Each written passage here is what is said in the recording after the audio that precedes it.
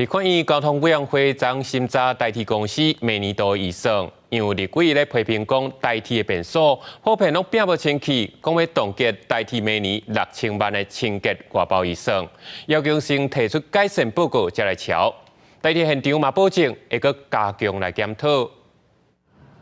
不少人拢有坐火车去便所的经验，部分民众对代替车站公共便所的印象也是感觉有够臭。我觉得可能是味道比较重这样子而已。对，就以我来说的话，可能味道上可能比较没有那么好闻，可能比较旧一点点啦，干净度是还可以，但就是可能比较旧一点点这样子。环境部今年11月发布全台公共便所评比，有立委质疑代替便所和民众评比是上垃圾的公共便所，也佫不如加油站的公共便所。而且代替公司明年预算当中的债务费用编列差不多6.1亿，包含包装代替加工费等，其中76%差不多是4.6亿是属于清洁外包费用，比今年清洁外包佫加出1000万，显示代替管理能力有问题。台铁公厕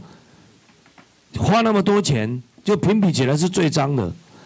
而且台铁也知道它公厕很脏啊，一直被旅客诟病。我们是在有改善啊，不过的确了哈，我们有部分哈，我们的因为设施老旧哈，尤其是公厕底下的化粪池啊，还是这个清洁不易哈，那这个我们